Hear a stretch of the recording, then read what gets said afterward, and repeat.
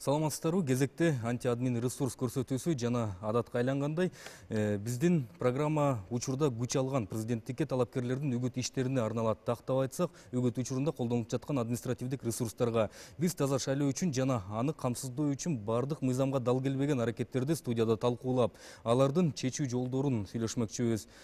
Жана ошондой эле, эгер сиздер үгүт учурунда мыйзамсыз иш аракеттерге күбө болсоңуздар, 0554 20 50 60 номерине WhatsApp аркылуу байланышып, фото жана видеолоруңузду жөнөтсөңүздөр болот. Студияда мен Азият Жекшеев, ал эми бүгүнкү коногубуз Эмилбек Каптагаев агай. Эмилбек агай, айтсаңыз, учурда шайлоо кызуу жүрүп жатат. Баарыбыз эле аны соц тармактардан болобу, массалык маалымат каражаттарынан болобу, башка жактардан угуп жатабыз, көрүп жатабыз. Анан ар кандай ыкмалар колдонулуп атат талапкерлердин ортосунда. Шайлоочулардын ошо кайрылган бизге WhatsApp аркылуу кайрылган суроолорунда көп мындай суроолордун эң эле көпчүлүктүүрү жана мектепте, бала бакчаларда же ушундай бюджеттик мекеме ишканаларда жетекчилер өзүнүн кол алдындагыларын ушинтип үгүттөө иштерин кызуу жүргүзүп, анан ар кандай коркут ыкмаларын пайдаланып деп аткан ушундай окуялар болуп атат да. Коркуп кереги барбы ошолордун негизи? Эми бул административдик ресурс деген эле бул бийликти пайдалануу деген сөз да. Эми бул бийликти шайлоого пайдалануу бул ошол Акаевдин убагында деле, Бакиевдин убагында деле болуп келген ар кандай түрлөрү болгон. Эми ал кезде бирок азыркыдай шайлоо жок болчу. Ал кезде ким шайланат президент болуп алдын ала белгилүү болуп калбаган. Элдин ичинде деле ошол баягы эл ошол шайлоого, ошол кишинин шайланышына ыктап калган мындай атаандаштык жок болчу. Биринчи жолу биздин тарыхта мына быйыл атаандаштык иретинде шайлоо болуп атат. Тарыхта экинчи жолу бош орун үчүн шайлоо болуп атат. Мурунку иштеп аткан президент кетип атат. Анын орду бош.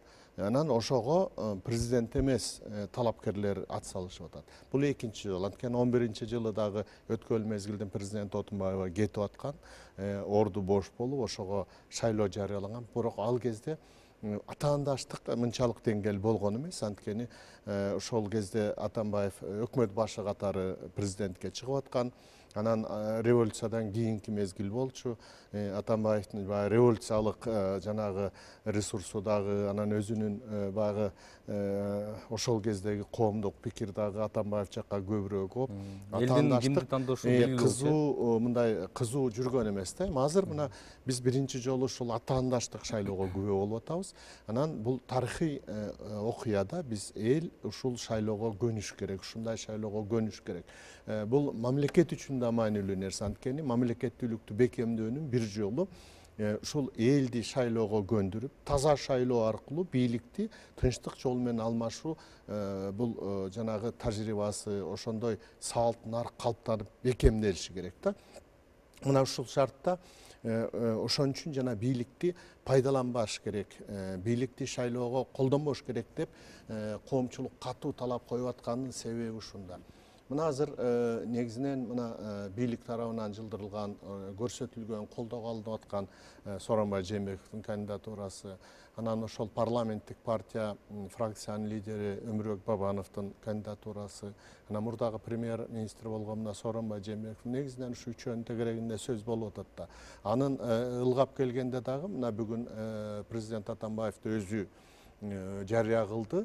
Коомдук пикирде астыда Сооронбай Жээнбеков менен Өмүрбек Бабанов келатат. Калгандары ушу 3-4% тегерегинде мындай коомдук пикирге элдин оозуна көп илинген жок деген маанини айтып атат да. Эми административдик ресурс деп аткан мыйзамга туура келбесин баарыбыз билебиз. Мына ошону айтып атабыз да, бул мыйзамсыз деп атабыз. Бирок ошо мыйзамсыз экенин министр да билет, өкмөт башы да билет. Мына бүгүн эле ошол катуу сөгүш алган Зилали вице-премьер да билет, аким да билет, губернатор да билет, мектептин директору да билет, башкы дарыгер да, бүт баары билет. Бирок бүт баары ошо билип туруп мыйзамды бузуп, билип туруп ошо мыйзамга каршы иш кылып атканын өзү бүгүн биз үчүн бул мындай кечирилгис нерсе да. Баарыбыз эки жүздүү болуп атабыз. Баарыбыз эки жүздүүлүктү коомго андан ары сиңирип атабыз. Ошо эки жүздүүлүктү биз коомдук бир калыптанып калган салт катары, коомдогу бир калыптанып калган норма катары алып атканыбыздын өзү жаман болуп атат. Ошол эле мисалы сиз айтып аткан башкы прокуратурабы, сотпу же Буршайкомбу алар деген мындай түшкөн арыздарды дейли бир тараптуу карагандай болбой элеби? Мисалы Жок, ошондо болуп атат да, кептин баары бир тараптуу карагандай болбой эле эмес, ошо карап атканында болуп атат да, бир тараптуу. Мисалы үчүн кээ бир арыздар боюнча ушунчалык ыкчам карайт, а кээ бир арыздар каралбайт. Мына ошол эле мына Турдукулов, Зилалиев боюнча башкы прокуратурага кайрылды. Алар айтып атат, борбордук шайлоо комиссиясынын чечими болгондон биз карай албайбыз. Жок, бул бири-бирине ошондой турабы? бири-бирине мындай байланган маселе эмес. Байланган маселе эмес. Борбордук шайлоо комиссиясы шайлоо мыйзамынын чегинде өкмөткө кайрылып атат, жазасын бергиле деп. Ал эми өкмөттүн уруксаты жок, президенттин уруксаты жок эле, эч кимден уруксат сурабай, башкы прокуратура бул факт боюнча иш козгоп, Зилалиевди жоопка тартууга милдеттүү. Бирок ошону шайлоо комиссиясына шылтап жасабай атат. Мына ошондон элде сөзсүз түрдө ишенич бир ишенич жок болуп, бир тараптуу болуп атат деген пикир болот. Мына жакында эле бизге ушундай чоң документ келип түштү. Анткени биз жарандык кыймыл түздүк да, акыйкат шайлоо үчүн деп. Мына ошого болгон чиновниктердин баарын тең, болгон губернатордун баарын тең, анан мурда иштеп кеткен же иштеп аткан ар кайсы тепкичтеги мамлекеттик кызматкердин баарын жерге бөлүштүрүп бекитип койгон да. Мына ар кимди өзүнүн айылына бекитет, районуна бекитет. Ошол жерден бийлик көрсөткөн талапкерге добуш алып бересиң. Ошого жоопкерсиң деп атат. Канчалаган кишини эмгек өргүсүн берип жиберип атышат, канчасын жөн эле жиберип атышат, же иш менен командировка жүрөт. Мунун баары текшерилип көрүнүп эле турат. Ошо жердегилер көрүп эле турат. Мисалы үчүн замминистр баланча келиптир, өкмөттөн бул келиптир, тиге жолукту, буга жолукту, бул жерде үгүт ишин жүргүзүп атат деп көрүп турат. Мына бирок ошонун баарын тең бул бердик да, биз өкмөткө бердик, башкы прокуратурага бердик. Жана тизмени ушул боюнча чара көргүлө, жерде жүргөн мамлекеттик кызматкердин баарын токтоосуз түрдө жумушуна келсин, жумушун иштесин. Ошону жасагыла десе бүгүнкү күнгө чейин эч кандай бул маселе боюнча кыймыл жок. Ошо ким кайсы жерде ошол жерде эле жүрүп атат да. Мунун өзү шайлоого карата кош стандарт жана кош кабат саясат болуп аткан далили болуп атат. Мына бизде да ошо шайлоочулардын бир суроолору бар да, ар кандайчы. Ошол эле мисалы административдик ресурс боюнча кайсы катмарга чейин кирип кеткен дегендейчи. Мына саламатсыздарбы, НТС 7-кичи районунун 38-үйүн домкому ошол жашаган жарандардын жана квартиранттардын данныйларын чогултуп жүрүшөт. Жээнбековго деп, а болбосо ижарага жашаганга алынган үйлөрдүн ээлерине тынч жашоо жок деп айтам деп коркутуп жатышат дейт. Ошондой эле 5-кичи районунун номер 3 мектебинин мугалимдери окуучулар аркылуу ата энелердин данныйларын жазып келгиле деп айтышат. Ошо данныйларды чогултуу, паспорт чогултуу бул эмне кылынышы мүмкүн? Жок, бул жерде бир эле нерсе болду да. Биринчи мына экинчи форма менен кошумча шайлоо участоктарына элди каттап добуш топтоо. Мына бүгүнкү күндө 300 миңден ашык кишини каттатты деп атат. Мунун баарын уюшкандык түрдө бийлик жасады. Негизинен бийликтер жасады. Эми ошол кишилерди алып келип атат да, силер могу шайлоо участогунан добуш бересиңер, могу кишиге добуш бересиңер. Эми бул жерде бир эле нерсе айтыш керек. Ошол мына көбүнчө студенттерге айтып атышыптыр. Кимге добуш бергениң беленип калат. Аны компьютерден чыгарып алабыз. Ошон үчүн өзүң бир мүшкүл жаратпа, өзүң ашык көйгөй жаратпа, биз айткан кишиге сал, ошого белгиле деп. Мен айтат элем, эч бир кишинин добушу кимге добуш бергени билинбейт. Кимге кааласа ошол кишиге добуш берсе, аны кандай кылып да компьютер мененби, башка менен эсептеп чыга алышпайт. Муну ачык эле айтыш керек да. Бул болсо, жанагы биз ушуларды алып келип бир участокко каттатып алсак, анан тескери добуш берип коет деп бир коркутуп, кандайдыр бир кошумча нерсе жасап атат да. А кээ бир жерде айтып атыптыр, мына студенттер айтып атат. Бизге мугалимдер айтты дейт. кимге шайлабасаңар баары бир деле бийликтин кандидатына белгиленип компьютер өзү белгилеп коет. Бирок кимге шайлаганын билип алабыз. Ошон үчүн силерге ашыкча проблема болот, окууңарда проблема болот. Ошон үчүн биз айткан эле кишиге салгыла деп. Бул дагы жалган сөз. Жалган сөз. Жанагы машинанын ичинен, урнанын ичинен ал добуш өзгөрүп кетпейт. Кимге добуш берсе ошол эле бойдон калат.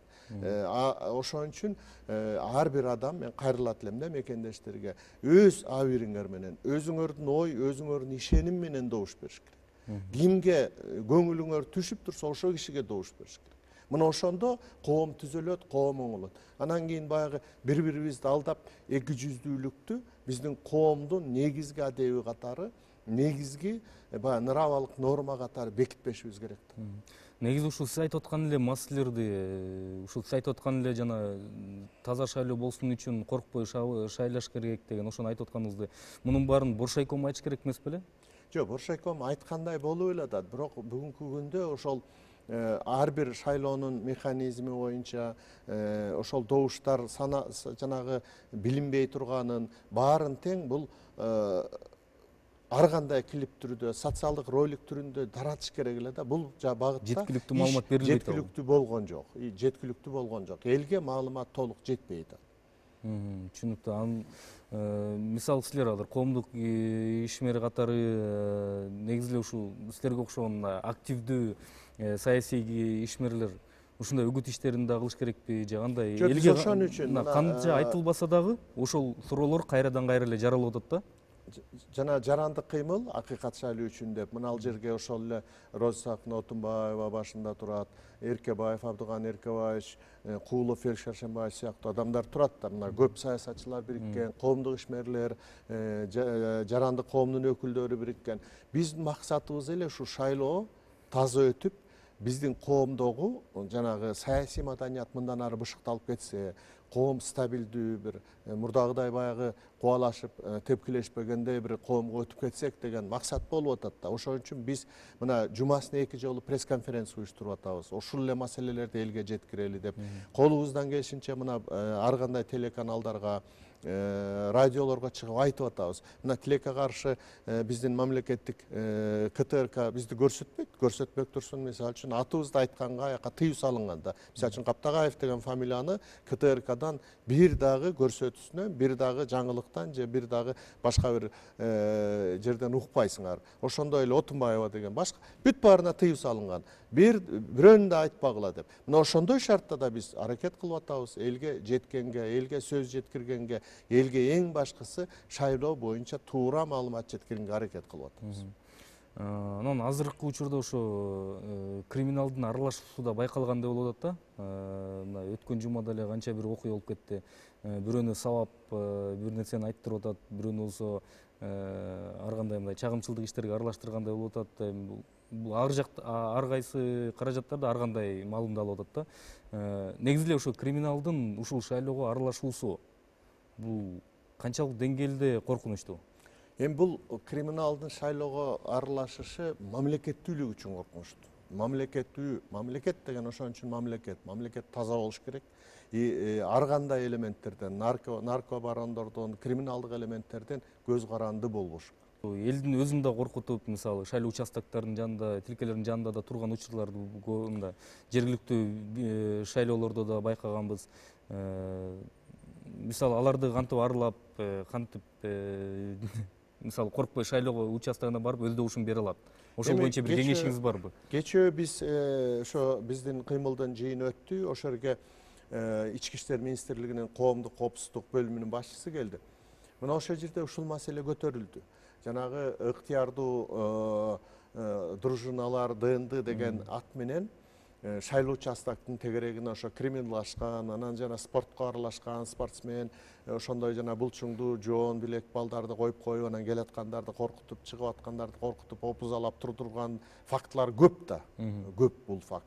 Мына ушуну болтурбаш үчүн шайлоо болгон күнү шайлоо участоктун тегерегинде милициядан башка кошун, башка бирдеме ат менен эч ким болбош керек, эч ким көзөмөл кылбаш керек. Бул талапты жарандык коом, талапкерлер, мына ошол эле Бабанов, Сариев, башка талапкерлер бүгүн өкмөттүн астында, ички иштер министрлигинин астында, борбордук шайлоо комиссиясынын астында катуу коюш керек. Милиция турсун, милиция участкаларда болсун, башка эч ким көчөнү көзөмөлдөп шайлоо участактын тегерегинде турбаш керек. Туура ар кандай тополоң болуп кеткенде элдик кошундардын жана тополоң чыгып аткандар менен милициянын ортосунда бир данакер катары ортосунда бир көп эле пайдалуу иштерди жасап келген 10-жылы, 11-жылы жасаган. Бүгүн дагы ошондой бир муктаждык болуп калышы мүмкүн. Бирок ошол ыктыярчылар үйүндө болуш керек, же болбосо бир башка бир коомдук жайда ошол эле айыл өкмөтүнүн ичинде дежурстводо болуш керек. Бирок эч качан шайлоо участактын жанында басып жүрүүгө тыюу салыш керек. Анткени мына административдик ресурс жөнүндө болуп атабыз. Ошол ДНД жана ыктыярчылар деген ат менен ошол эле криминалдарды, элдин жүрөгүн алган, элдин үшүн алган жоон билек, жоон сандарды коюп коюу бул бийликтин эле колунан келет. Башка эч ким аларды кое албайт. Анан бул нерсени кайра дагы ушундан улам сөз болуп, шайлоого ишеним жок болуп, элдин ичинде жанагындай кош пикир, эки жүздүүлүк болбош үчүн бул маселени биздин ички иштер министрлиги так аткарыш керек. Буюрса, силердин айтып аткан сунуштарыңар ишке ашса экен деп туралы. Биздин да ошо убактыбыз аягына жетип калды, тилекке каршы. Ал эми биз эсиңерге салсак, антиадмин ресурс көрсөтүүсүнүн 0554 20 50 60 WhatsApp номери 24 саат бою кызматта. Жана сиздердин добушуңарды административдик ресурсту пайдаланып алуу аракетин көрсө, байланышка чыксаңыздар болот. Кайрадан эфир аркылуу көрүшкөнчө саламатта болуңуздар. Эгер сиз мыйзам бузуу фактысына күбө болсоңуз, сизге карата административдик ресурс колдонулуп жатса, же болбосо добуш сатып алуу боюнча кабарыңыз болсо, кайдыгер калбаңыз. Бүгүнкү биздин тандоо эртеңки келечек. Бардык фото жана видео материалдарды 0554 20 50 60 номерине WhatsApp аркылуу жөнөтүңүздөр. Анонимдүүлүккө кепилдик берилет.